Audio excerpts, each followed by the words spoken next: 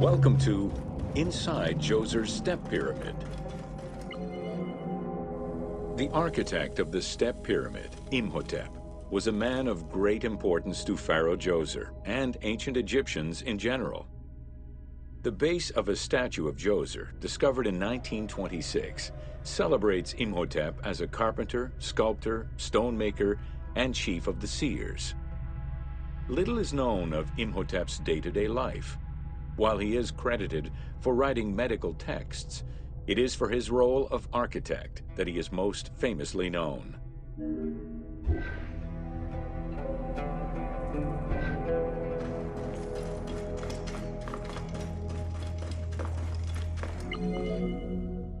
From the design of the pyramid to the elements within the complex itself, Imhotep set out to create something that would immortalize his king.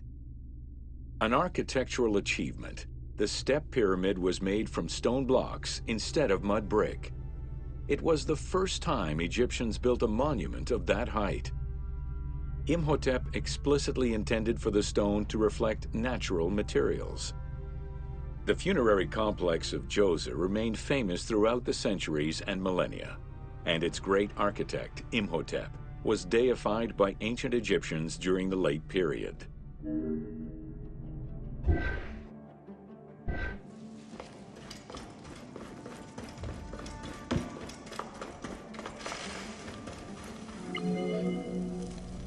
In addition to the central subterranean palace built for Djoser, 11 wells were dug.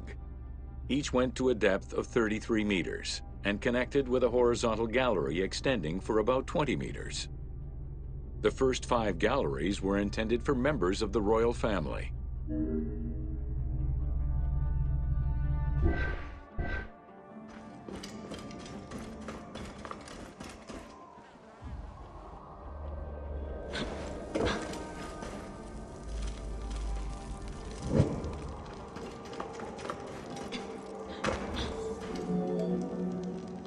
Two passages lead underground and branch off in 3 directions to various magazine galleries. This vast underground space accommodated sections for storage and ceremonial offerings.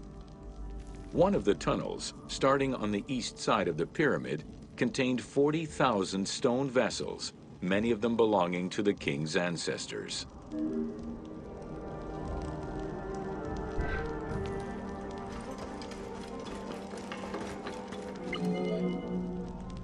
The burial chamber of Djoser is located at the bottom of a 28-meter-deep central shaft. According to Egyptologist Jean-Philippe Lauer, the chamber was originally made from polished blocks of limestone, while its ceiling was decorated in 5-pointed stars. At some point, however, the limestone blocks were replaced entirely by pink granite blocks, leaving behind only fragments of limestone blocks decorated with stars.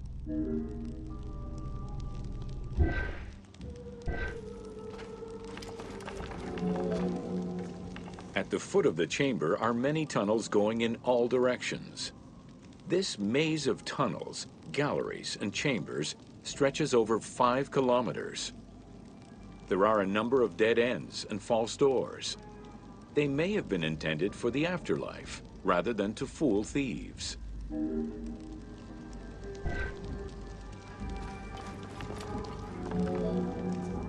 Unlike the Great Pyramid of Giza or Menkaure, the Pyramid of Djoser does not have any extra openings dug out by thieves. There was no need for them. Because of the easy access into the tunnels and along the corridors, thieves had little trouble clearing out the temples once inside. It is unknown when the mummy of Djoser was stolen. All that remained was a left foot, found by French Egyptologist Jean-Philippe Lauer in 1934. This architect, who devoted his whole life to meticulously exploring the complex, believed it belonged to Djoser.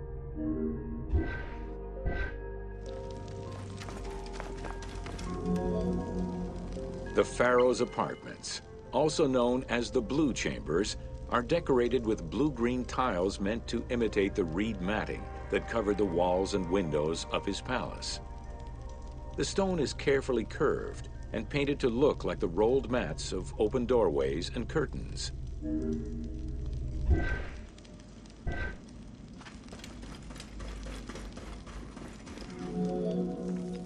There are two long rooms running side by side along a north-south axis. The south room has false doors separated by stone panels, while the north room is a corridor which allows access to side chambers. Nearby chambers originally housed the pharaoh's treasures.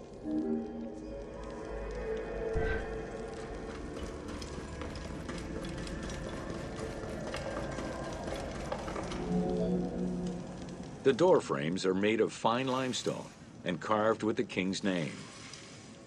As in the south tomb, reliefs are carved into the doorways. These reliefs show the king performing rituals and visiting divine sanctuaries for all eternity. Their interiors are fictive additions made by the team to add to the wonders of the tomb. It is clear from the elaborate detail and scale of the complex that this funerary monument was a technological marvel of its time.